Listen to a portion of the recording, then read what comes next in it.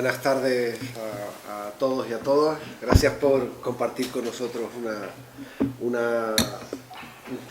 momento más en este ciclo que ya cumple hoy 8 años alrededor de la cultura y el mundo digital.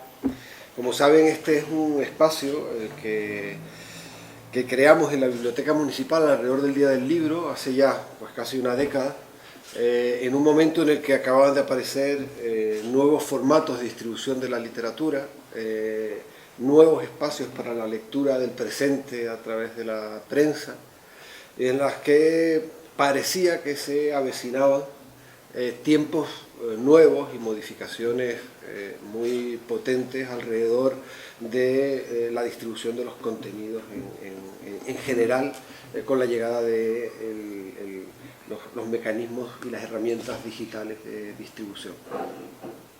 8 años después, hoy venía comentándolo con Joaquín, parecería que al menos en el ámbito, con excepciones, pero parecería que al menos en el ámbito de la lectura, la primera batalla la ha ganado el libro en papel. Y que a día de hoy podemos decir que 8 años después, aquellos no eran temores, eran sensaciones de cambio que teníamos en una biblioteca municipal que se dedica, como todos sabemos, principalmente a prestar lectura, pues aquellos temores de un cambio radical de modelo que nos obligara a configurar colecciones digitales. Estamos ahí, estamos en ese proceso, pero hay una primera batalla, no sé cuáles son exactamente las razones, quizás luego podemos hablar de ello con nuestro invitado, la ha ganado el libro en papel. A lo largo de estos años han ido pasando por aquí personalidades que encarnaban de alguna manera esos cambios y esas transformaciones. Lo recordará Fernando Berlín hace ya más de un lustro, para hablar de la primera radio digital de ámbito nacional, que era Radio Cable en aquel momento. Estuvo también José María Izquierdo con el blog del Ojo Izquierdo, que fue un momento también muy memorable, muy divertido, aquella charla sobre aquella gran defensa del periodismo que hizo. Hay mucha gente que repite hoy que lo recordará. El periodismo de siempre fue muy ejemplar también. Y hoy contamos con el que sin duda es uno de los periodistas más influyentes en la actualidad, con Joaquín Estefanía, al que yo quisiera agradecerle también el que haya aceptado la invitación a estar aquí, que tramitamos ya hace algunos meses porque nos parecía realmente de máximo interés poder contar con alguien que ha analizado la crisis económica, social, cultural que ha atravesado nuestro país y Europa en los últimos años con tanto tino y con tanta lucidez. En efecto, el autor de libros tan importantes como Contra el pensamiento único, La economía del miedo o el recientísimo Los Tirakis, del que tendremos oportunidad de hablar, escrito este último a 2 manos con la periodista Ana Cañil, lleva ya algunas décadas manteniendo un discurso contracorriente de las líneas dictadas por el neoliberalismo, defendiendo la necesidad de reconsiderar el empoderamiento de los mercados sobre el ejercicio de la ciudadanía y señalando las contradicciones entre las políticas económicas y sociales europeas y el estado del bienestar. Varias décadas significa que Joaquín Estefanía vio venir lo que hoy sucede de lejos.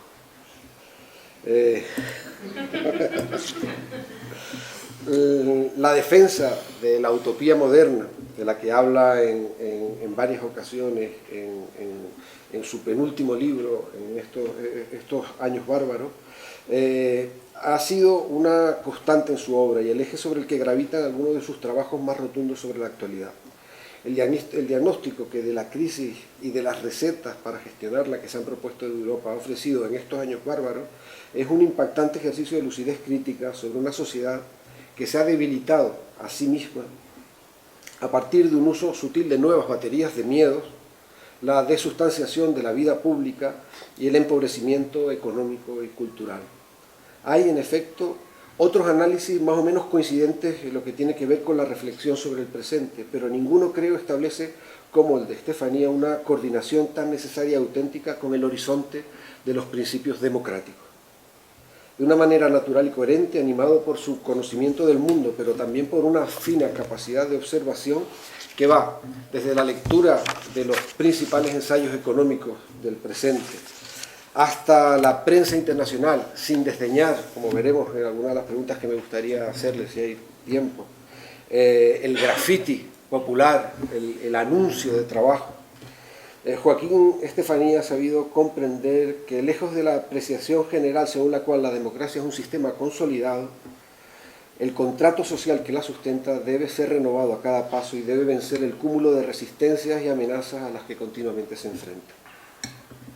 En sus libros, nuestro autor pregunta constantemente por el sentido de la democracia, sin miedo a interrogarla y con la voluntad de restañar sus heridas a cada paso. No en vano, Joaquín Estefanía es Premio Europa de Periodismo por su defensa de las libertades democráticas, Premio Joaquín Costa por sus trabajos sobre la deuda externa de América Latina, fue jefe de sección de Economía en Cuadernos para el Diálogo, redactor jefe de 5 Días, director del País. Dirige para la Fundación Alternativas los informes anuales sobre la democracia en España, textos que, como sabemos, resultan imprescindibles para la comprensión del presente de nuestro país. Entre sus libros más importantes cabe destacar Contra el pensamiento único, Aquí no puede ocurrir, el nuevo espíritu del capitalismo, La cara oculta de la prosperidad, El gobierno del mundo, La larga marcha o los ya citados La economía del miedo o Estos años bárbaros. Esto es una presentación que me parecía de rigor hacer acerca de la figura con la que podemos contar esta tarde. Como saben, este acto se estructura alrededor de una entrevista pública en la que yo y luego el público vamos a poder charlar y mantener un coloquio con Joaquín. Y la primera pregunta con la que yo quisiera empezar, si te parece bien, es una pregunta llena de digresiones, complicada, larga. ¿Qué está pasando, Joaquín? ¿Qué está pasando? Socorro. Bueno, lo primero que me corresponde es agradecerle a Alejandro, al alcalde, y a todos ustedes que estén aquí y que me hayan invitado a estar aquí esta tarde, ¿no? Lo cual para mí es un poco surrealista, lo estaba pensando ahora, ¿no? Con la que está cayendo estos días, es decir, estar aquí esta tarde que es casi un remanso de paz, ¿no? Yo no había estado aquí desde hace probablemente 10 años o 12 años, cuando el entonces jefe mío, Jesús de Polanco, construyó el hotel Alabama, ¿no? Es decir, y no había vuelto, ¿no? Así que estoy encantado de haber vuelto, ¿no? ¿Qué está pasando, no? Pues está pasando que lo antiguo no acaba de morir y lo nuevo no acaba de nacer. Es decir, que estamos en un momento de transición. Es decir, tenemos muchas características del antiguo régimen, por decirlo de alguna manera, y muchas características de lo nuevo, que no sabemos en qué consiste, ¿no? Y entonces, como en todos los momentos de transición, vivimos una confusión monumental, ¿no? Una confusión monumental en el mundo de las ideas, en el mundo de los liderazgos, en el mundo de la geopolítica, en el mundo de la economía, etcétera, etcétera. Estamos saliendo adelante de una de las crisis más importantes que ha sufrido el mundo contemporáneo, que es esto que hemos denominado la gran recesión, o como queramos llamarlo, lo que ha pasado en el mundo, y fundamentalmente dentro del mundo, en Europa del Sur, fundamentalmente dentro de Europa del Sur, en nuestro país, ¿no? Junto a otros. Estamos saliendo de los peores momentos de eso con unas rémoras estructurales para volver a ser lo que fuimos, por decirlo de alguna manera, muy importantes, que no nos damos cuenta, ¿no? Mientras los medios de comunicación discutimos si este país está creciendo, a cuánto está creciendo, si está creando empleo o no está creando empleo, y la polémica se centra básicamente en los números, en cuánto, en si somos los que más crecemos, los que menos crecemos, los que más emplean. Es decir, a nuestro alrededor hay una serie de características muy dañinas, es decir, que se han instalado entre nosotros. ¿Cuáles son esas características? Pues que nos hemos empobrecido todos, o todos, o la mayoría, para ser más exactos, somos muchísimo más desiguales que éramos, luego si hace falta abundaremos en todas esas cosas, estamos mucho menos protegidos, no hace falta más que tener la desgracia de tener una enfermedad y acudir a la sanidad pública en estos momentos y ver lo que son las listas de espera y cómo se ha deteriorado esa sanidad pública. Somos mucho más precarios, porque si tenemos la suerte de encontrar un empleo nuevo porque perdimos el antiguo, las condiciones del nuevo son mucho peores, no solamente en el sentido de que vamos a cobrar menos dinero, sino que vamos a tener muchísima menos seguridad. Somos más desconfiados, y esto es una característica que tiene su parte positiva y tiene su parte negativa. Eso tiene que ver con la crisis del modelo de representación política, es decir, ¿por qué están apareciendo en toda Europa, casi en todo Occidente y desde luego en España, es decir, nuevos partidos políticos, gente que vota a los nuevos partidos políticos y que no quiere saber nada de los antiguos y que no distingue entre los antiguos por esa desconfianza ante el hecho de que durante muchísimos años pues el discurso ha ido por un lado y la realidad ha ido por otro. Y lo más preocupante, que en esto sí coincido con Alejandro mucho, ¿no? Mi principal obsesión en estos momentos tiene que ver con la democracia, ¿no? ¿Por qué? Porque probablemente por la edad y por mi vida y por todas esas cosas, pues pasé la primera parte de mi vida en una dictadura y sé perfectamente la diferencia que hay entre una dictadura y una democracia. No me he olvidado de eso, ¿no? Y entonces veo que en los sondeos, cuando nos preguntan a los ciudadanos, es decir, ¿qué opinamos? Pues todos seguimos siendo demócratas, pero ahora añadimos una cosa nueva, que es, lo somos fundamentalmente mientras la democracia nos arregle nuestros problemas cotidianos. Si no nos arregla nuestros problemas cotidianos, la democracia para nosotros es un instrumento. Casi diríamos, nos daría igual otra cosa, ¿no? Esto es una cosa que ya ha sucedido en otras partes del mundo, pero que nunca había ocurrido en España. España era un país y Europa que compulsivamente, por haber sido el territorio de las dos guerras mundiales y de la guerra civil que tuvimos aquí y de la gran dictadura que tuvimos aquí, pues cuando salimos de todo ello a finales de los años 70 nos convertimos en la gente más europeísta del mundo, más demócrata del mundo, más solidaria del mundo. Eso todavía lo seguimos manteniendo afortunadamente. Vamos a ver cómo respondemos próximamente a la crisis de los refugiados, ¿no? Cuando nos llegue, que está a punto. Luego, si queréis, también hablamos de eso. Y entonces estas características son las que a mí me inquietan mucho, ¿no? El hecho de que los niños, los jóvenes, cuando se les pregunta, piensan casi todos que van a vivir peor que sus padres, lo cual es una sensación de retroceso, no de progreso.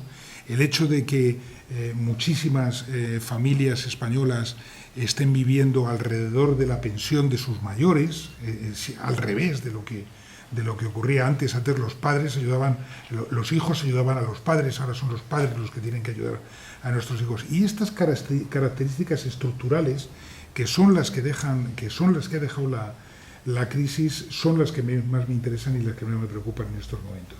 Y lamentablemente debo decir que la inmensa mayoría de los medios de comunicación estamos distraídos en otras cosas. Estamos distraídos en problemas identitarios, en el mejor de los casos, estamos distraídos en la carrera partidista y en el hecho de que vamos o no vamos a celebrar elecciones dentro de unos días. Lo más importante, en mi opinión, de que tengamos que repetir elecciones es que este país ha retrasado 6, 9 o un año la solución a los problemas más urgentes que tenemos. Estamos distraídos en otras cosas, es decir, la banalidad ha llegado a nuestras sociedades, a nuestros medios de comunicación. No hago ninguna excepción en esto en relación con otros países de nuestro entorno. Está pasando en la inmensa mayoría lo mismo que entre nosotros, pero me preocupa mucho la calidad de la democracia que estamos dejando a nuestros hijos y a nuestros nietos. Eso sí me preocupa mucho, ¿no? Y esa es la reflexión que intento reflejar en mis libros. Hace un rato hablaba con un periodista del Día y me decía que cada vez hablo más de política y menos de economía en los libros, ¿no? Y probablemente es cierto, ¿no? Porque probablemente la economía ha dejado de interesarme, excepto en lo que tiene de instrumento para cambiar las cosas, y pienso que en estos momentos nuestra obligación, de los periodistas, de los intelectuales, de las personas que opinamos, es empezar a reflejar estas cosas que son los silencios sociales, aquellas cosas de las que menos hablamos, ¿no? Y que son las que están en cuanto entramos en nuestras casas, abrimos nuestras casas y entramos en ellas. Nos encontramos todos con este tipo de problemas de los que estamos hablando. Y eso es lo que he intentado reflejar con esos libros. Hay un libro que está ausente, desgraciadamente, en eso, que es este último libro que he escrito sobre Grecia, sobre los tirakis. ¿Te parece que hable un poco de ello?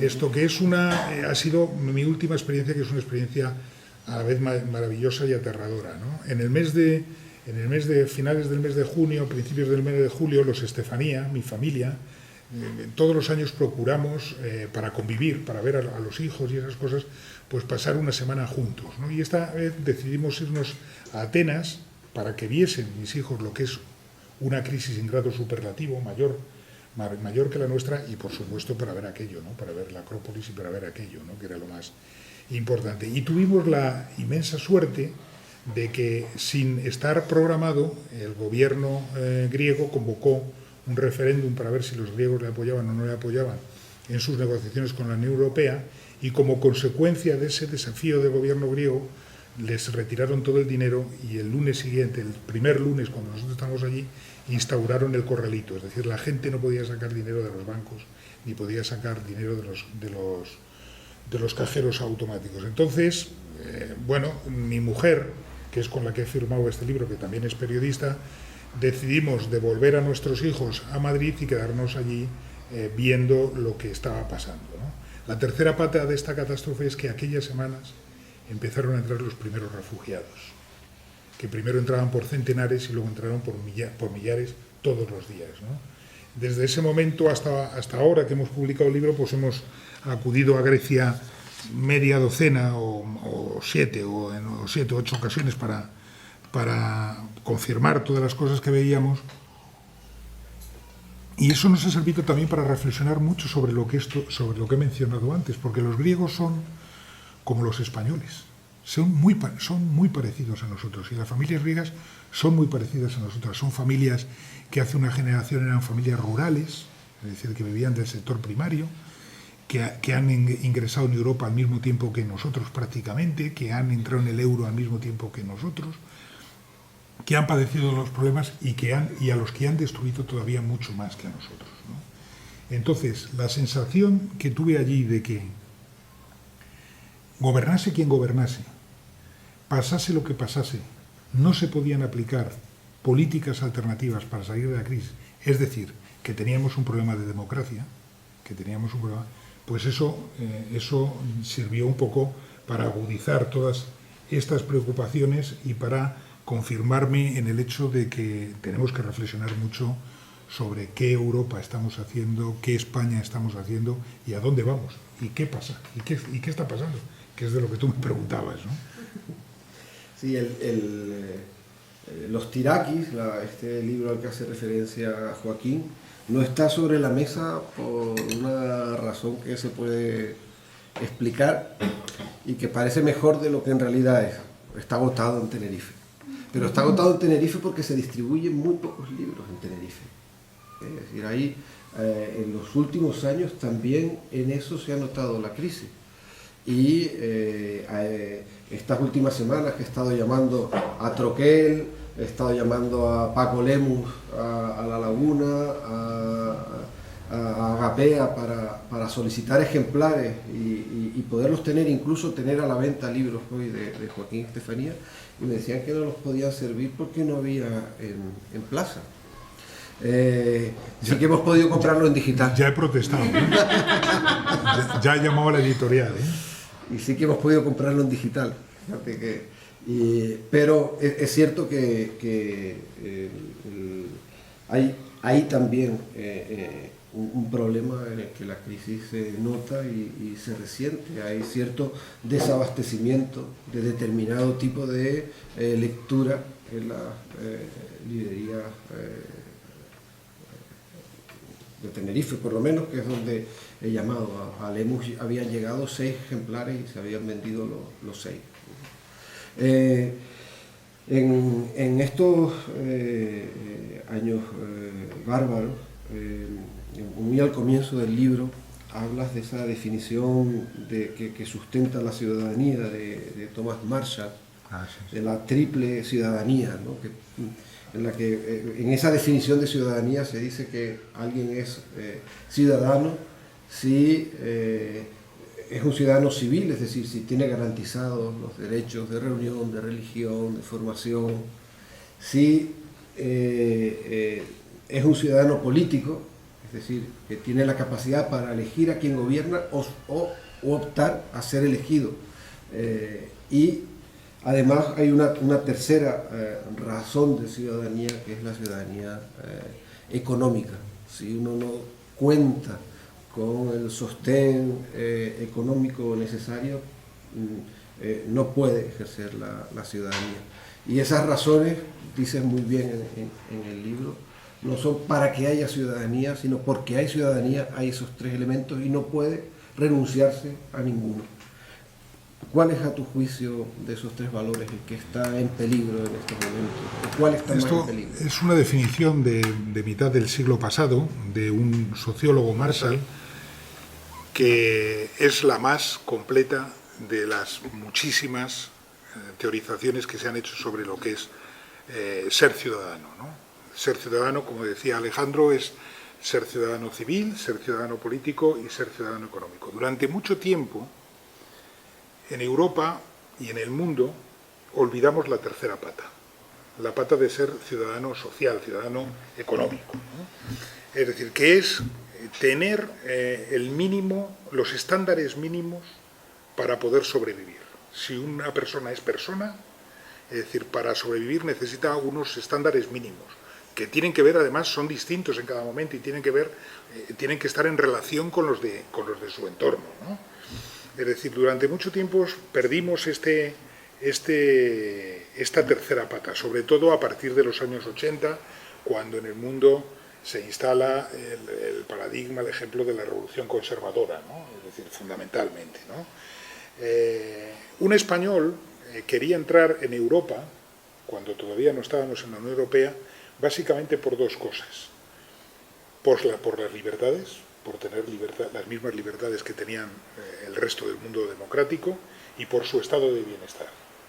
Es decir, por tener posibilidades de una educación pública y gratuita, de una sanidad pública y gratuita, de unas pensiones públicas y universales, de una dependencia, de una ley de dependencia. Para eso entramos, ¿no? Y entonces resulta que no cuando entramos, sino un poco después de entrar nosotros, todo eso entra en cuestión. Todo eso entra en cuestión y eso es lo que en estos momentos se está debatiendo en España. Si los estados de bienestar deben ser universales o deben ser solamente para aquellos que tienen necesidades. Yo creo que sería un retroceso brutal, ¿no? Que solamente fuese para aquellos que tuviesen necesidades, puesto que todos los demás estamos contribuyendo con nuestros impuestos y hemos creado un estado de estas características. Y esta es la enorme tara que tenía este modelo de crecimiento, el hecho de pertenecer a una Unión Europea que ahora sabemos con mucha determinación que el modelo económico que ha construido, el modelo monetario más que económico, está mal hecho, es deficiente, no sirve para las crisis, servía para cuando las cosas iban bien, pero no sirven para ahora. Pero ahora nos ha llegado el asunto de los refugiados, ¿no? Y entonces ahora también se empieza a poner en cuestión la ciudadanía civil y la ciudadanía política de esta gente. Es decir, tener en cuenta que esta es gente que viene forzada, es decir, a huir por una guerra, por la violencia o por la inanición. Es decir, esta distinción que estamos haciendo ya entre refugiados políticos e inmigrantes económicos ya es una derrota. Es decir, porque los que vienen huyendo del hambre, Es decir, huyen de otro tipo de violencia. Pero huyen de otro tipo de violencia. Bueno, entonces el hecho de que en estos momentos hayamos tenido alrededor o más de 1 millón de personas huyendo de sus lugares de origen y que quieren venir al paraíso capitalista europeo para tener las mismas cosas que queríamos tener los españoles cuando entramos en la Unión Europea y no se las concedamos, significa que estamos poniendo también en cuestión la ciudadanía política y la ciudadanía social. Es decir, que estamos retrocediendo, ¿no? Esto es una cosa que vamos a tener que debatir mucho. Y vamos a tener que debatir mucho en términos prácticos, no en términos teóricos. Ahora los españoles lo estamos debatiendo en términos teóricos porque lo que ha sucedido en el último año y medio no ha llegado por aquí. Es decir, los refugiados han preferido la vía del Mediterráneo Oriental, Turquía, Grecia y el norte de Europa, ¿no? Pero los refugiados son como el agua. Es decir, como están huyendo de las bombas que vemos todos los días en la televisión, cuando se les tapona por un sitio, entran por otro, ¿no? Y ya los últimos días habréis leído que ya empiezan a aparecer por el Mediterráneo central, es decir, por Libia y por Italia, y no hay que extrañarse nada de que de nuevo se reabran las vías de Ceuta y Melilla y el sur de España. Y entonces es cuando vamos a ver si nuestra teórica capacidad de solidaridad, que se ha manifestado tantas veces, sigue vigente en este caso, ¿no? Yo he estado viendo durante todos estos meses los refugiados en Atenas. No hay que ponerse estupendos, ¿no? Cuando uno ve delante de su casa, delante de su calle, durante muchos días, a centenares de familias hacinadas, de mujeres, niños y hombres, que ensucian todo porque no tienen ni siquiera servicios para hacer sus necesidades, a los cuales hay que dar todos los días alimentos para que sobrevivan, que deambulan como zombies, es decir, por los mismos lugares y por las mismas plazas y por las mismas calles en las que paseamos nosotros con nuestros hijos. Hay que asumir toda la racionalidad del ser humano, es decir, para no ser racista. O sea, no nos pongamos estupendos, ¿no? Es decir, yo creo que el ser humano se distingue precisamente del animal de que tiene que usar toda su racionalidad para asumir cosas, es decir, que le son difíciles, ¿no?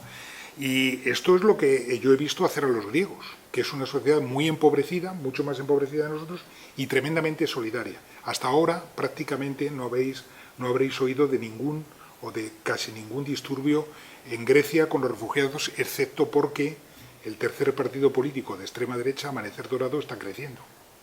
Es decir, si hubiese unas próximas elecciones, podría quedar como segundo partido político. Yo creo que no llegará nunca a ser primer partido político. Es un partido muy militarizado, que tiene brigadas, que son las que van al Pireo o van a los lugares a desalojar, o a la playa Victoria, o a la plaza Victoria, o a cualquier sitio a desalojar a los refugiados. Hablando con uno de coincidimos por una casualidad con un óptico que tenía una óptica en la plaza Victoria, que es, yo no sé decir, como en Tenerife, qué sería, es decir, pero aquí sería la plaza donde está el ayuntamiento, ¿no? Y en Madrid sería en la plaza de España, ¿no? Tiene allí una óptica. Y él, por casualidad, había estudiado óptica en la Universidad de Alcalá de Henares, hablaba perfectamente castellano y nos enrollamos mucho con él, ¿no? Él era un votante de Syriza, del partido que está gobernando ahora, que como vosotros sabéis significa izquierda radical, es un partido a la izquierda de la socialdemocracia, y estaba tan harto de lo que estaba sucediendo. La gente no entraba, llevaban 15 días que no entraba nadie a comprarse unas gafas, es decir, porque no tenían ganas de ver el espectáculo, que nos contó: mirad, yo he sido votante de Syriza y yo formo parte del comité de comerciantes de la zona, que le hemos dicho al gobierno Si el jueves no está desalojada la Plaza Victoria, la desaloja Amanecer Dorado. Entonces, nosotros tenemos que enfrentarnos también a estas contradicciones, ¿no? Porque nos van a llegar, ¿no? Y tenemos que pensar, cada uno de nosotros, qué haríamos ahora en interior, en silencio, sobre estas situaciones si nos afectasen a nosotros mismos, ¿no? Para que nos demos cuenta de que una cosa es la teoría y otra cosa es la práctica, ¿no? Y cuando tengamos situaciones semejantes a estas que estamos manifestando, pues veremos cómo reaccionamos. Por eso es muy importante que todo esto se regule, que todo esto se gobierne, que veamos cuánta gente somos capaces de introducir en nuestras ciudades, en nuestras casas y en nuestros sitios, y a dónde vamos a alojarlos y cómo vamos a darles de comer y a darles sanidad y a darles educación, porque son inmigrantes de largo plazo. Los conflictos de los que huyen no son conflictos que se van a arreglar el año que viene, sino que van a permanecer aquí con nosotros, y muchos de ellos se integrarán, y muchos de ellos serán conciudadanos nuestros dentro de una generación, y sus hijos estarán al lado de nuestros hijos. Y otros pocos, si seguimos humillándolos, serán los yihadistas del futuro. Serán los que nos den algún susto en alguna ocasión. No porque entren yihadistas, sino porque si uno ve las imágenes de lo que les han hecho en Idomeni, con las balas de goma y los fuegos y no sé qué y tal, bueno, verdaderamente, es decir, es que estamos tocando el hueso del problema, ¿no? Sí, en ese sentido que uno de las reflexiones más hondas que haces en diversos libros, no solo en este último, tiene que ver con el contrato social, es decir, con la idea de que estamos juntos por alguna razón, que esa razón se explicita en ese contrato del que se avala que la acción de ir juntos establece que vamos juntos para el interés general. Incluso antes de la llegada de los refugiados, ¿qué fue de la Europa ilustrada? ¿Dónde quedó? Por eso decía, yo creo que ya teníamos un retroceso antes en lo social y en lo económico, y ahora me preocupa que vaya a llegar en lo político, pero es verdad. Vamos a ver, después de la Segunda Guerra, después de que los europeos nos matásemos 2 veces en nuestro territorio, en los años 10 y en los años 30 del siglo pasado, por lo menos parecía que habíamos aprendido una cosa, ¿no? Que para que eso no se repitiese nunca más, teníamos que firmar un contrato social implícito, que era eso que hemos denominado estado de bienestar, y eso que ya hemos denominado Europa, ¿no? Es decir, vamos a tomar todas las decisiones juntos, los alemanes y los franceses vamos a tomar las decisiones juntos y no vamos a procurar no volvernos a matar como lo hemos hecho 2 veces en el pasado, y vamos a llegar a unas reglas del juego mínimo. ¿En qué consistían esas reglas del juego mínimo, no? Consistían en lo siguiente, es decir, vamos a aprovecharnos todos del bienestar, incluso los que son ricos no nos importa que se aprovechen más que nosotros y que sigan generando más riqueza, pero siempre que a nosotros no nos falte empleo y protección ante las debilidades, ¿no? Es decir, y eso es lo que se ha roto, por 2 cosas, porque en los últimos años, ya en los últimos 30 años, pero muy específicamente desde que empezó esta crisis, las desigualdades han crecido exponencialmente, es decir, han crecido exponencialmente. Todos vemos todos los días, no solamente por los fenómenos más representativos como ha pasado en las últimas jornadas con los papeles de Panamá y todas estas cosas, que ya hay una parte de la población que se resiste a pagar impuestos para que este contrato social siga funcionando, ¿no? Supongo que aquí, en Tenerife, igual que sucede en Madrid y en las grandes ciudades, cada vez más hay urbanizaciones aisladas, donde vive la gente más poderosa, más rica, que tiene su propia seguridad privada, tiene su propia sanidad privada, tiene su propia educación privada, que normalmente es fuera de España, es mandando a sus hijos fuera de España, Y entonces esa gente dice, bueno, ¿y yo por qué tengo que pagar impuestos para los demás si yo ya pago bastante con lo que hago para lo mío? Eso se está... la desigualdad es una forma de romper ese contrato social muy primaria. Y luego está el otro hecho, es decir, ¿qué nos llega desde hace casi una década, si no queremos exagerar, casi 7-8 años de Europa? Nos llegan mensajes de austeridad, que es una austeridad mal repartida, que nos dice que los recortes de hoy serán el crecimiento de mañana, pero nunca llega ese mañana. Nos vamos haciendo mayores sin que nos llegue ese paraíso. Nos llegan recortes de la sanidad, de la educación. Esto no se lo ha inventado el gobierno Rajoy, ni se lo inventó el gobierno Zapatero en la última época, sino que son medidas que llegan impuestas de Europa. Y entonces, claro, cuando llega esa situación, todos, cada uno de nosotros tenemos derecho a preguntar, oye, ¿qué hay de lo mío? Es decir, ¿cuándo me va a llegar a mí, ¿no? Es decir, ¿y yo cómo me voy a proteger de todos estos problemas que tengo, ¿no? Si resulta que en España crece exponencialmente el desempleo, como está creciendo, y si resulta que en estos momentos más de la mitad de la gente que está en el desempleo ya no tiene derecho al seguro de desempleo porque ya han pasado 2 años siendo parados y ya ha acabado el seguro de... Bueno, pues entonces uno se pregunta, bueno, pero yo entonces, ¿por qué soy ciudadano? Es decir, ¿en qué consiste esto, ¿no?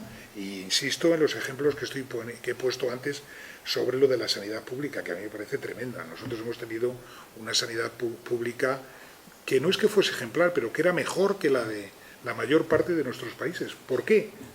Por circunstancias que sean, ¿no?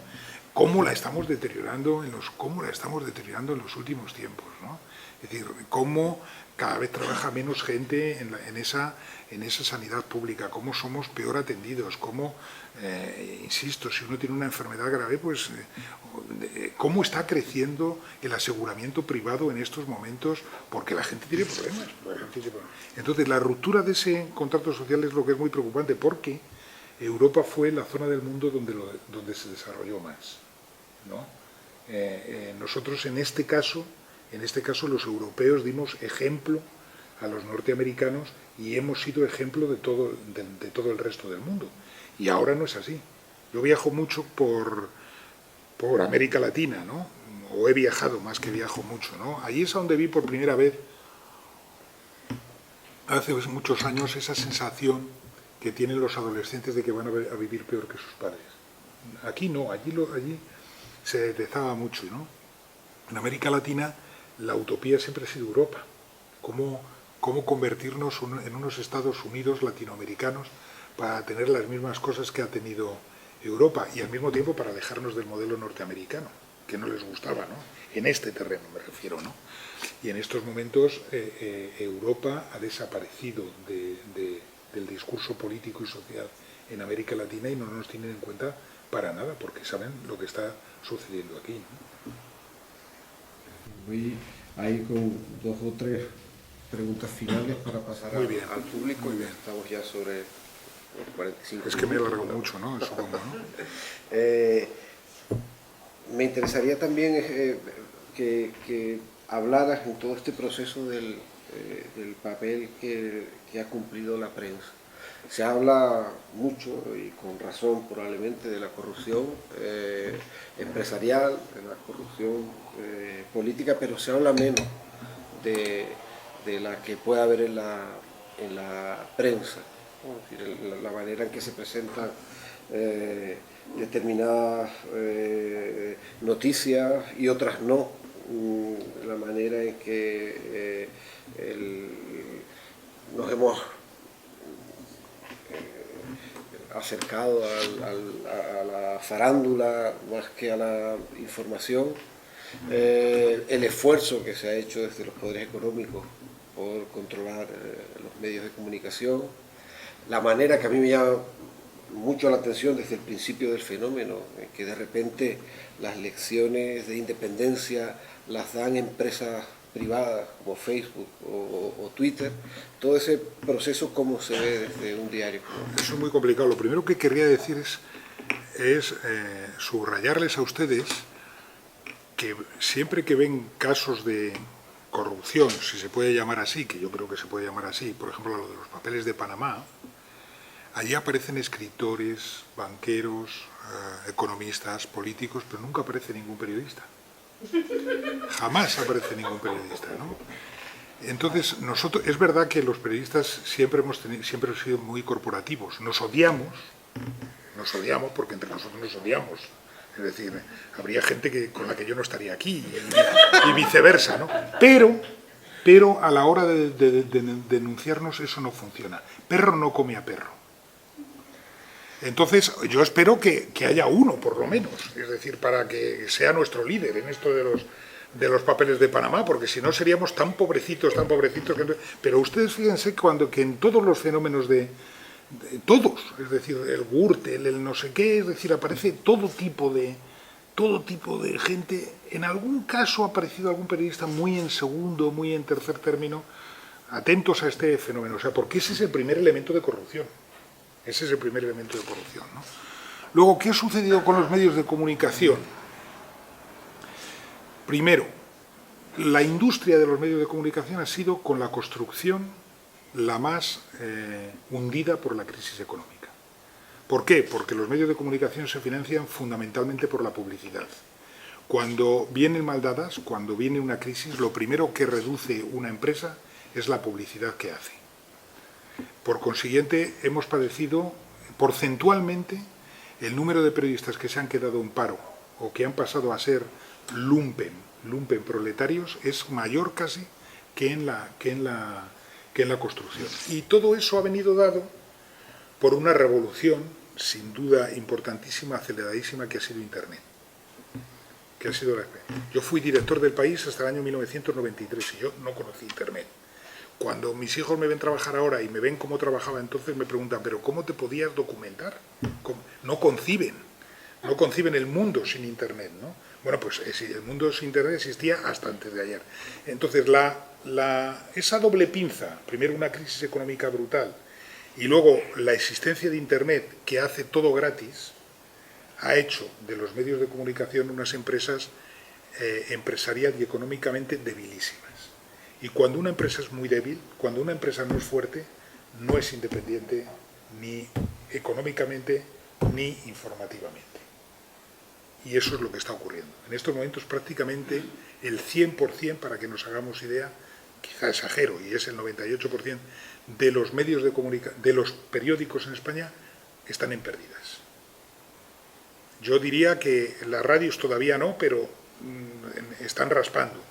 Es verdad que hay un monopolio o un duopolio en televisión que está ganando mucho dinero, ¿no? Que es el que forman Antena 3 y La Sexta y Telecinco y 4, ¿no? Las dos televisiones. Pero bueno, lo que quiero decir es, primero, el fenómeno de que no denunciamos la corrupción propia. Segundo, el fenómeno de que los medios de comunicación escritos y en general los medios de comunicación son poco fiables económicamente y por consiguiente poco fiables económica y políticamente. Y en tercer lugar está la evolución tremendamente negativa de los periodistas, por eso que yo decía.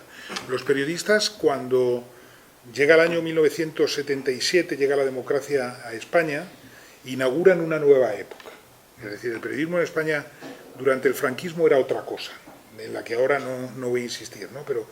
Y entonces son unos periodistas tremendamente libres, es decir, van a la vanguardia de los cambios. Muchas veces llevan por delante a los políticos, ¿no?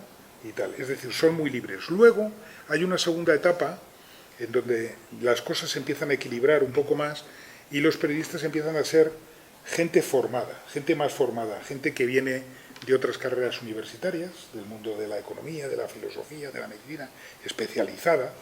Es decir, sin exageraciones, pero van mejorando profesionalmente. La profesión de periodista se convierte en una profesión relativamente bien pagada dentro de que somos asalariados, que no vivimos de otra cosa. Y ahora estamos viviendo en una época en donde somos mucho menos libres porque nuestros medios de comunicación no nos dejan ser, ni ellos pueden ser libres, y mucho menos formados porque en estos momentos los chavales que entran a trabajar de las universidades ganan 300 euros, 400 euros, no tienen ni la menor formación, no tienen ni la menor memoria, y lo que es peor, no se les forma.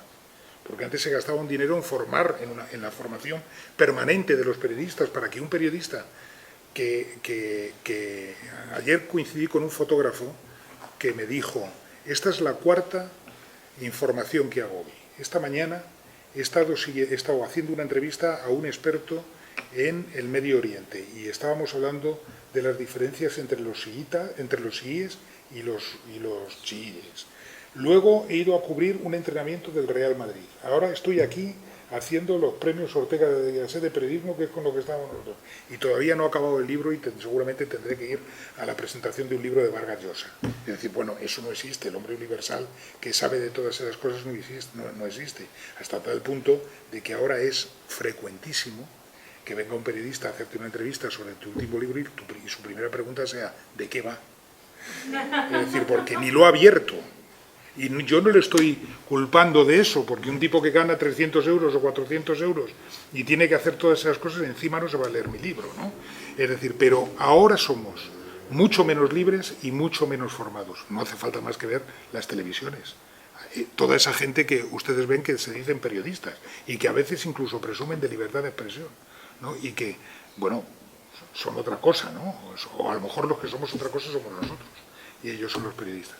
Entonces, ese es el momento que estamos viviendo en estos momentos, muy preocupante, porque no hay democracia fuerte sin medios de comunicación fuerte, eso es evidente. Es decir, muchas de las investigaciones que están apareciendo son meras filtraciones interesadas. Es decir, que yo me pregunto mucho, por ejemplo, esta mañana lo debatía, no sé si era contigo o con quién lo hablaba, ¿por qué en estos momentos, de repente, es decir, aparecen al mismo tiempo el caso de Mario Conde, el caso del hombre este de Ausband y el caso de Manos Limpias? Es decir, y dices, bueno, pero ¿por qué se produce esa confluencia? Y ese tipo de confluencia, ¿de qué hace que no estemos hablando en estos momentos? Los silencios sociales de los que yo mencionaba al principio, ¿no? Pues muchas veces todas esas cosas son filtraciones de gente de los aparatos de Estado o de poderes que han adquirido esa información y que los ponen en circulación para que hablemos durante ese tiempo, durante muchos días, de esas cosas y no hablemos de otras, como las que están pasando, ¿no? Y eso es lo que realmente, como periodista en retirada, es decir, me enerva mucho, porque veo que en estos momentos los medios de comunicación no cumplen su función, y de repente hay casos luminosos. Por ejemplo, el programa de Jordi Évole el domingo pasado sobre Otegi, no sé si lo vieron ustedes, verdaderamente prodigioso en mi opinión. Es decir, de vez en cuando surgen cosas, es decir, que indican que estamos ahí comprimidos, que se podrían hacer cosas, pero que en estos momentos pertenecemos a la misma mediocridad que el conjunto del país, ¿no? Y ya para terminar lo que serían mis preguntas y pasar al público, también hay un interés creciente en tus libros, y se ve claramente en el último, por poner cara y no solo conceptos a las cosas, ¿no? En estos años bárbaros hablas en algún momento de que te encuentras con estos anuncios de trabajo en las farolas, y vas haciendo un crescendo con esos anuncios hasta que llega uno en el que se lee cualquier actividad, no importa remuneración, ¿no? Y tú sacas ahí uno de los tabúes sociales que pocas veces se llegan a quebrantar, hablas de la esclavitud, ¿no? Entonces me gustaría hacerte una última pregunta en relación con esto, y de la siguiente manera. Primero, ¿por qué los tiraquis? Punto suspensivo. ¿Por qué no los García?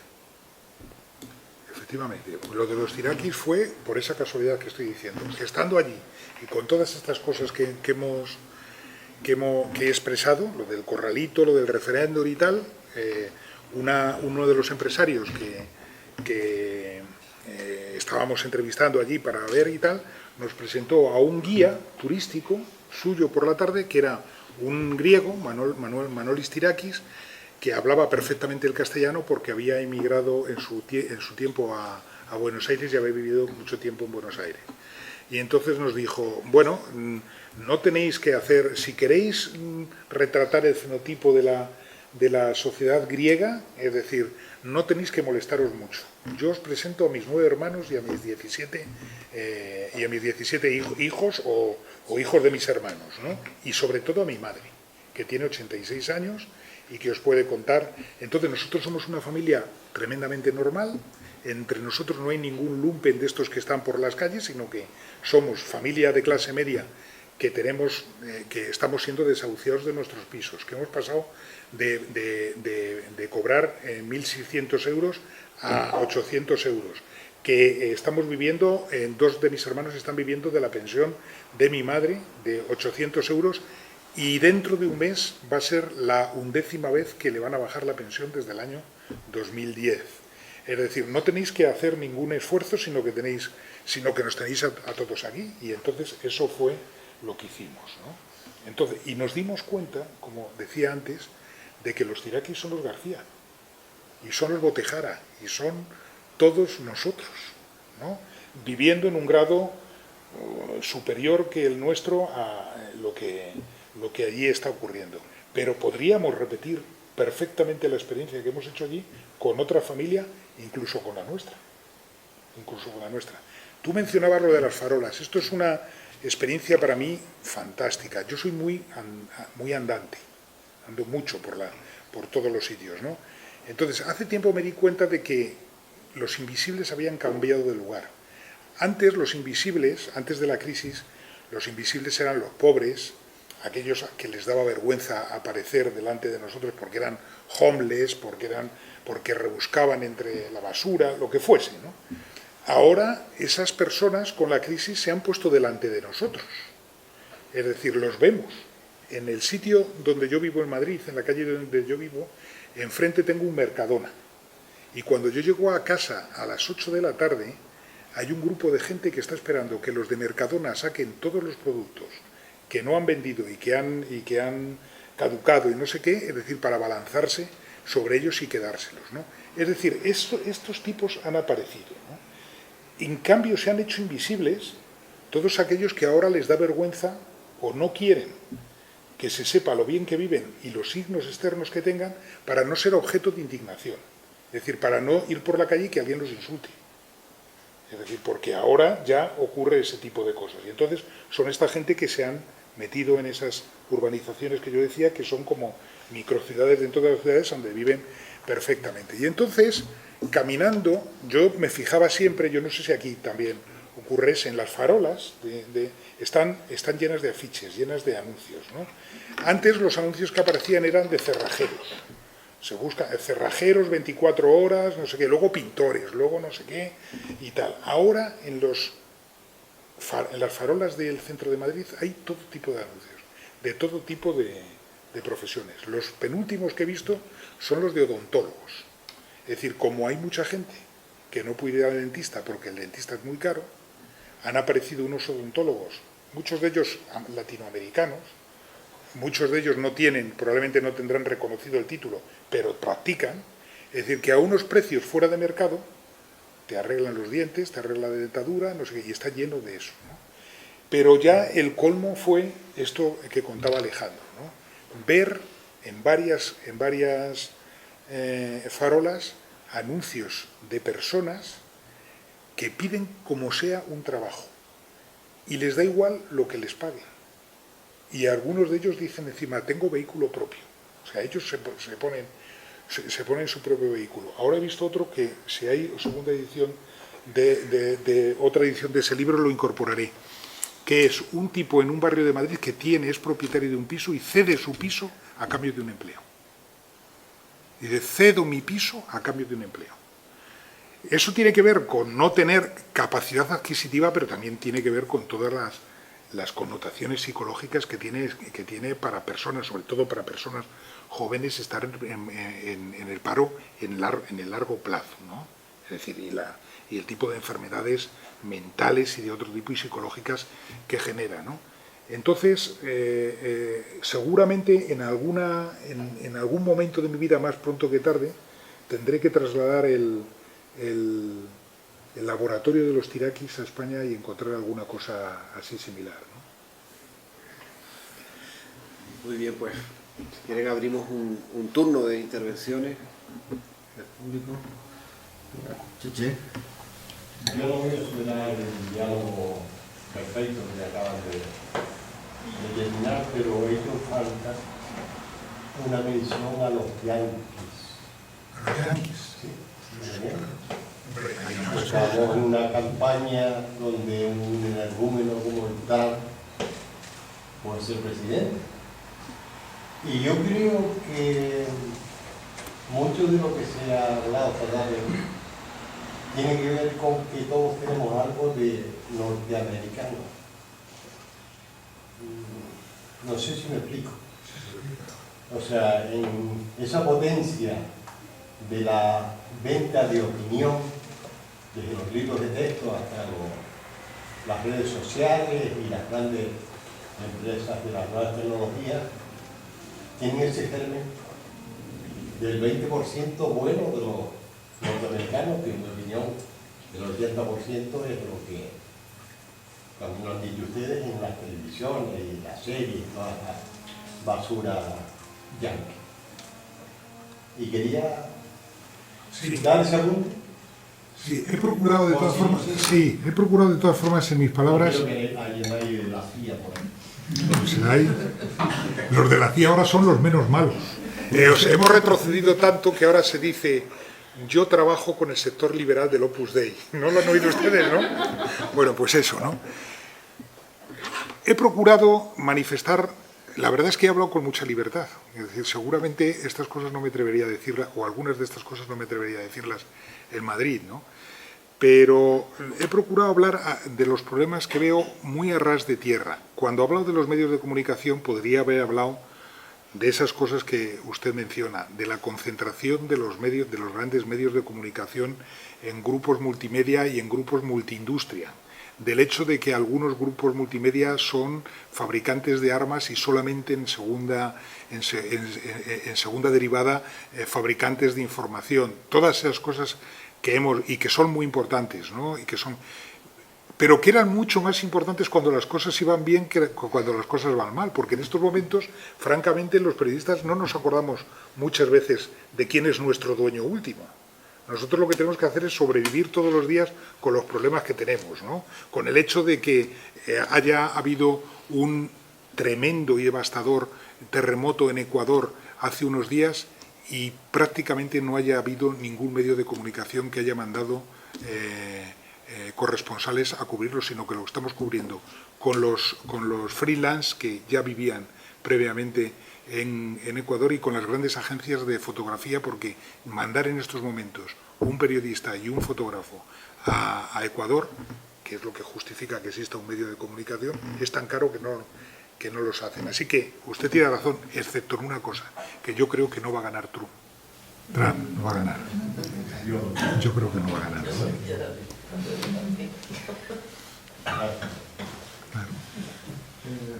Primero, agradecerle su presencia y sus palabras. Le he oído atentamente y digamos que estoy ahora un poco más pesimista que antes. Sí. Usted decía que era un periodista en retirada y aún así sigue siendo un gran periodista y ha venido acá a denunciar una serie de circunstancias que necesariamente hay que denunciarlas. Y entre otras cosas comentó lo de Syriza y dijo algo así como que un partido político gana y luego ya no puede gobernar porque desde fuera le imponen una determinada política económica y demás. ¿Qué nos queda? Porque ya Loreta Napoleoni, por ejemplo, denuncia la economía que sufrimos, algo habla de la influencia del poder económico en las democracias. ¿Qué posibilidades tenemos de cambiar esto? No, sí, yo creo que sí hay posibilidades de cambiar. Lo que pasa es que ahora ya los cambios no se producen en un solo país, tiene que producirse en Europa, ¿no? Quiere decir, todo esto ocurre porque las grandes instituciones europeas están gobernadas por una serie de personajes que tienen todos la misma identidad ideológica y que no se han hecho ninguna autocrítica de lo que han producido en estos países durante los últimos 8 años. Yo creo que eso en algún momento cambiará. Ya empieza a haber un movimiento, es decir, para que estas cosas cambien. El problema, como usted bien dice, no es un problema económico, es un problema directamente político. Esto no solamente le ocurrió a Syriza. Acuérdese usted de lo que pasó a Rodríguez Zapatero. Rodríguez Zapatero estaba gobernando con una política económica más o menos acertada, la que él había decidido y la que los ciudadanos le habían dejado hacer, ¿no?, con sus votos, ¿no? Y en el mes de mayo del año 2010, de la noche a la mañana, se produce una intervención suya en el Parlamento que cambia radicalmente la política, porque si no, no se interviene, ¿no? Incluso le podría decir que Mariano Rajoy, en la primera parte de la legislatura, si hubiera tenido holgura para hacer algún tipo de cosa, de otro tipo de cosa, también hubiera utilizado esa holgura, no mucha, ¿no?, pero algún tipo de holgura, y no le dejaron, ¿no?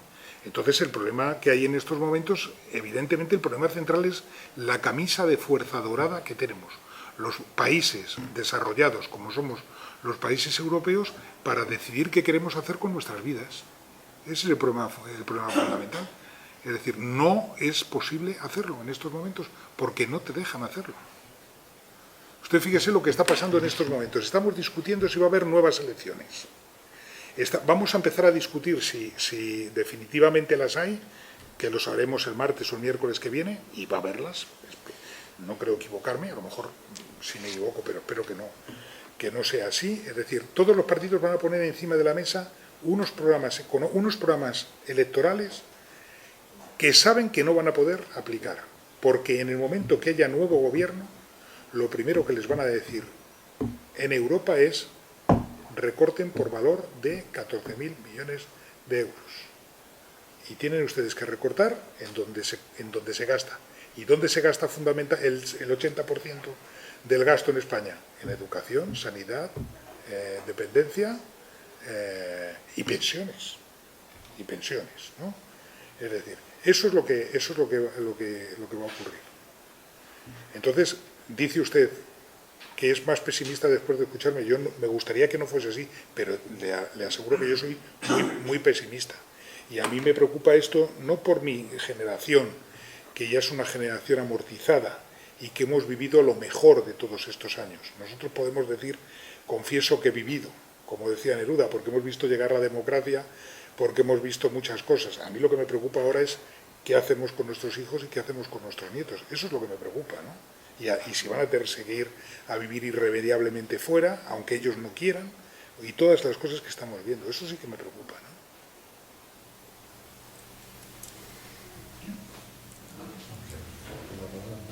Sí. Yo aquí me apunté algunas cositas que quería consultarle. Respecto al tema del estado del bienestar, yo vengo de Argentina, hace ya 15 años casi que vivo aquí, y evidentemente descubrí el estado del bienestar aquí, ¿no?, en Argentina. Puede ser que a mí me impactó mucho siempre desde que llegué aquí. O sea, yo lo he disfrutado, el estado del bienestar, pero yo siempre vi no la diferencia, pero sino cómo mucha gente joven de aquí, al no haber vivido nunca una crisis, yo siempre los he visto casi como malcriados. Y pido disculpas si algunos se no, pero siempre he sentido eso, como que tampoco están dispuestos a hacer el esfuerzo seriamente, y que claro, que el Estado y el estado de bienestar los malcrió. O sea, y puede ser que juntado eso con la crisis económica y demás, puede ser que se haya terminado un ciclo del estado de bienestar, y claro, y hace falta tal vez un poco de... Me gustaría alguna reflexión con respecto a la libertad individual de cada una de las personas, para decir, vale, no me gusta la situación, me voy a otro país. Y creo que la humanidad siempre se ha movido, las cosas están mal aquí, me voy allí, de allí, de allí. Los Canarios en América, después todo aquí, esto. Entonces, yo le quito a veces dramatismo a la situación. Yo digo, bueno, vale, habrá que irse a otro lado. O sea, si aquí está mal, yo me voy a otro lado. Y así será. Pero con respecto al estado de bienestar, porque es un estado muy positivo, pero tal vez es insostenible, o no sé. Sí, claro, yo no creo que sea insostenible, ¿no? Vale, vale. Y además, quiero decirle otra cosa además, y si fuese insostenible, tendríamos que cambiar las prioridades para hacerlo sostenible. Porque la diferencia, ¿sabe cuál es entre usted y yo? Que yo he mamado lo de entrar en Europa para tener el estado de bienestar y para tener las libertades. Entonces, a mí eso me resulta como el aire. Como el aire. Es decir, si yo no dispongo de ese no me merece la pena el sistema. Es decir, y ya sé que lo hago en la parte del mundo donde hay estado de bienestar. Porque claro, estado de bienestar en el mundo deben disponer 1.000 millones, en el mejor de los casos, de 7.000 millones de personas que hay, ¿no? Pero hombre, no retrocedamos, no hagamos que las otras partes, que nosotros retrocedamos a lo que está pasando. Claro, pero gran parte de esos 6.000 millones que no lo tienen Sí. van a estar atraídos siempre. Claro, eso es evidente, eso es evidente. Por eso también hay que tener en cuenta determinadas cosas. Yo, por ejemplo, he discutido mucho sobre esto de la renta básica de ciudadanía.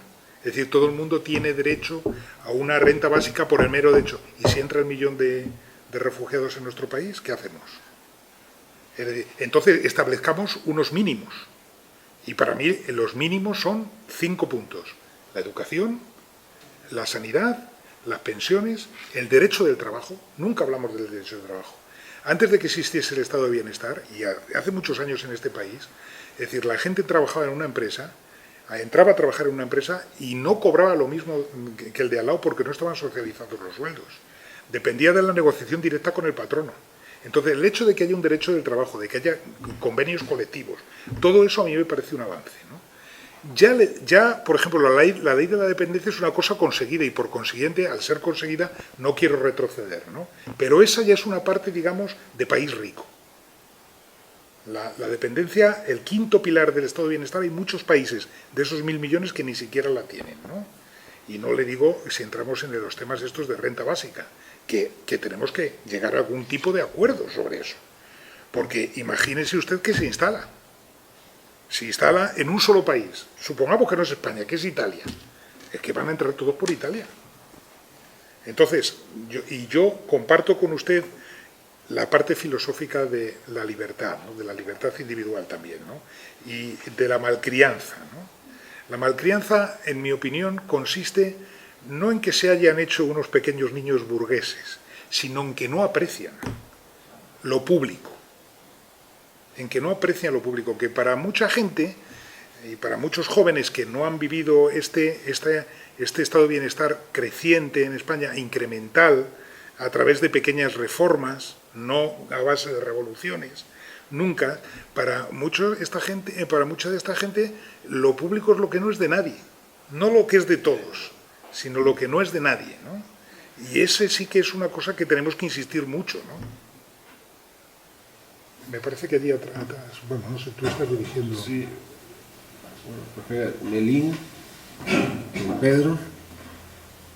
El otro día da la casualidad que leí en una revista que en Alemania han puesto un canon de 17,9 más o menos euros por familia por la televisión, tengan o no tengan televisión. Una señora se había negado a pagar y la habían metido 6 meses en la cárcel. Y la habían soltado a los 2 meses, pero ella seguía insistiendo que ella se negaba a pagar, porque parece que el canon es para todo el mundo igual. Tengan o no tengan televisión, todo el mundo tiene que pagar los 17,9 euros. Yo veo eso como una afrenta para todo el mundo. Sí, yo no lo conozco.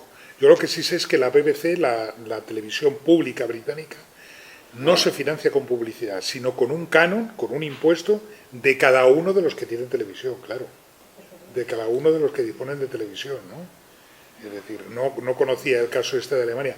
Y aquí muchas veces se ha discutido ese modelo para ver cómo se financiaba la televisión pública española, ¿no? Que retiraron la publicidad y ahora se está financiando a base de impuestos, ¿no? Y mucha gente piensa que con todas las necesidades que hay, sería probablemente más justo establecer algún tipo de impuesto de canon para pagar la televisión pública y no a través de los impuestos generalistas de todo el mundo. Pero desconozco completamente ese caso, ¿no? Sí, un poco de resultas de algunas de las cuestiones que se han planteado aquí. A mí me gustaría que así como conclusión, ¿cuáles serían las alternativas para que esta Europa pueda cambiar, teniendo en cuenta que los Estados cada vez tenemos menos autonomía, en las que de alguna manera se ha instalado una sensación similar a cuando cayó el muro, en el que parece que había ganado el capitalismo y por eso tenían razón? Ahora hay la sensación de que ha ganado un modelo único de pensamiento basado en modelos conservadores, en la restricción del gasto. Somos despilfarradores, hemos vivido por encima de nuestras posibilidades, y toda esa milonga que nos han ido contando, en la que aunque gane un partido como Syriza da igual porque tendrá que entrar por el aro, en la que se permite que sigan habiendo paraísos fiscales y nos escandalizamos con Panamá, o en la que permitimos que un socio del club como Inglaterra ponga sus propias reglas de juego y establezca dos niveles de ciudadanía. Los ingleses tienen un nivel superior y luego estamos los de la tercera regional que nos toca a los países del sur. Y con un planteamiento como ese, ¿cuál es el horizonte que vislumbra Joaquín Estefanía y por dónde cree que debería ir las posibles alternativas de romper una estructura tan cosificada y que da la sensación que con el tiempo la sensación de ahogamiento no va a tener fin? El próximo anuncio del recorte que le va a tocar al próximo gobierno, y cada mes que pasa sin tener gobierno la situación se complica aún más, va a ser absolutamente inoperante cualquier gestión de cambio que quiera hacer cualquier gobierno. Completamente, estoy de acuerdo. Entonces, a partir de aquí... Mira, yo soy, primero decir, hay una parte de este discurso que se hace que es tremendamente racista, ¿no? En el sentido de que nos dicen, nosotros las hormigas alemanas y las hormigas del norte de Europa estamos ahorrando en no sé qué, y llegan las cigarras despilfarradoras del sur de Europa que viven por encima de sus posibilidades y gastan, ¿no? La mujer, la madre de los tiraquis, esta de 85 años, decía, a ver, que me explique alguien en qué he vivido yo por encima de mis posibilidades, ¿no? Pero es muy interesante. Mire, yo soy, primero, en estos momentos pesimista, no lo puedo negar. Soy muy partidario de las reformas incrementales.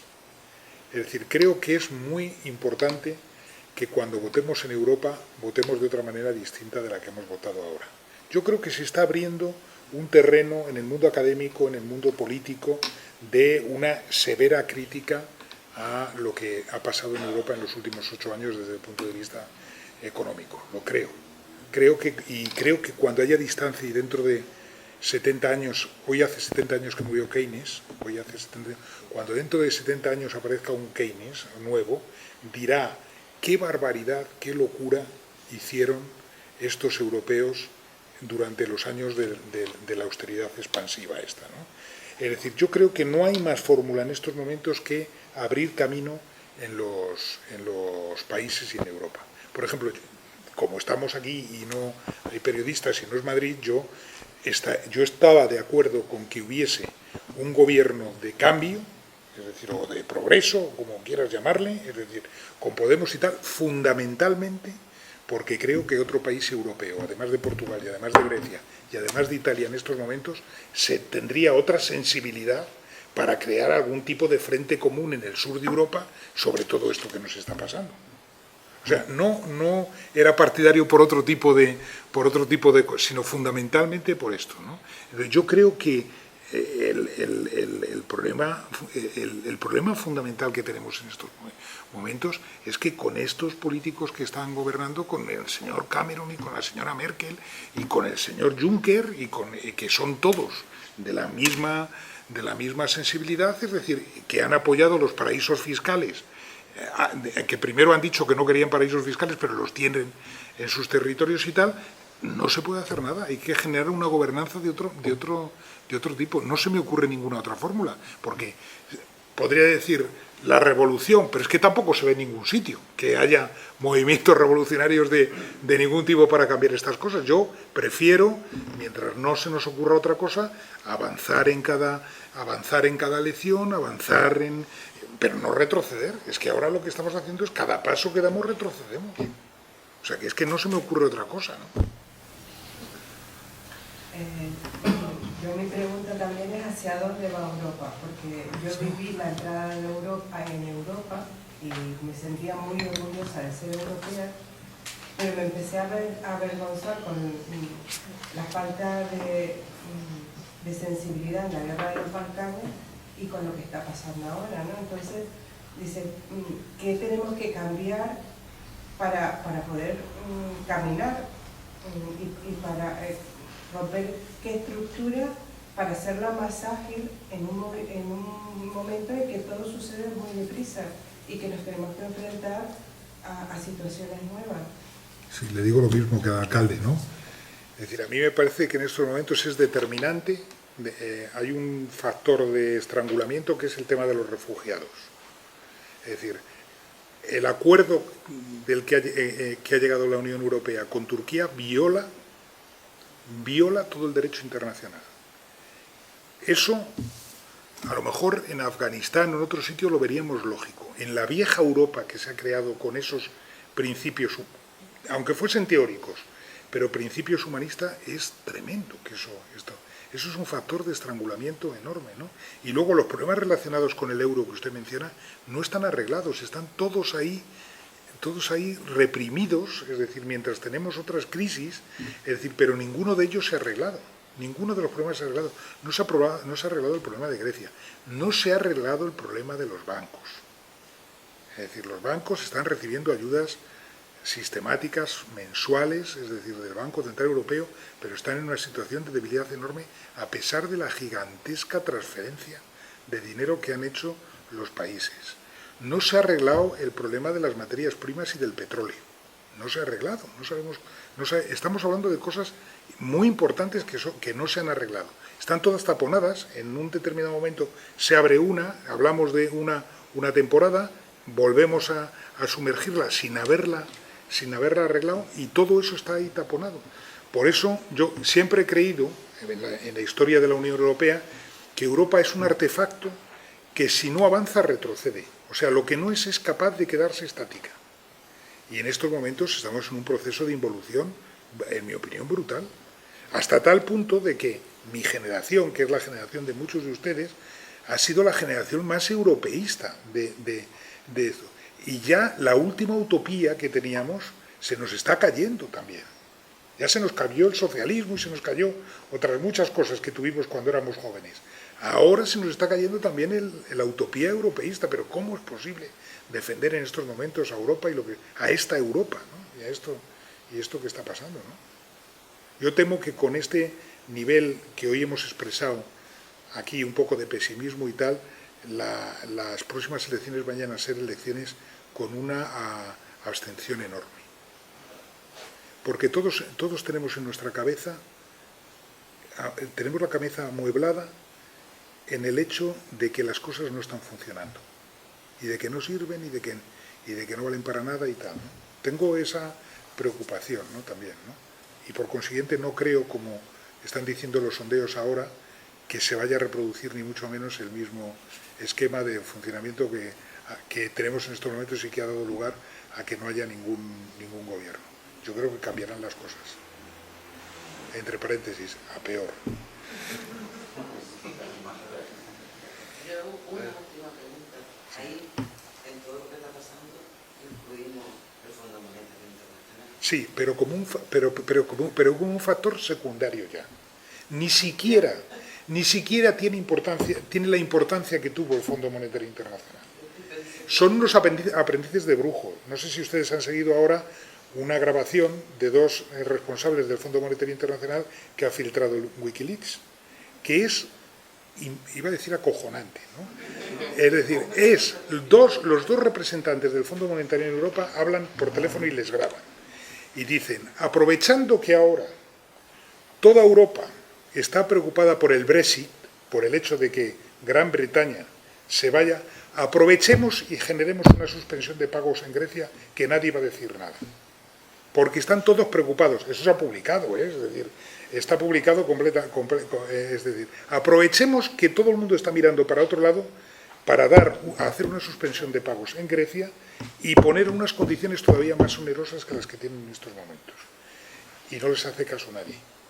Quiero decir que el Fondo Monetario Internacional tiene hombre, no digo que no tenga poder, pero ya no es aquel poder omnímodo que tuvo en el país de este señor y en tantos países latinoamericanos, ¿no? Que era el cónsul, ¿no? Muy bien. Muy bien, pues muchas gracias por haber venido. Muchas gracias por venir.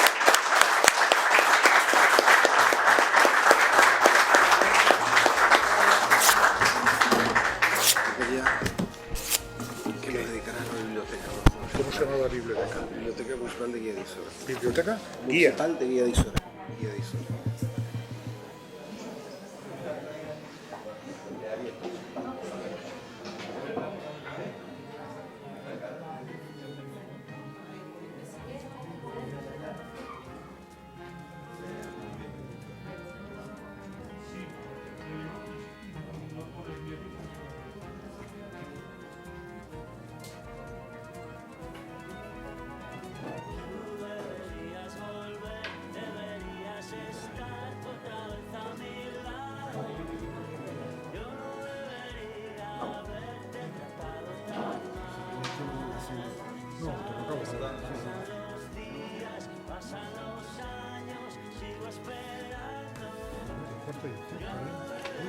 Cuarta edición, qué bien.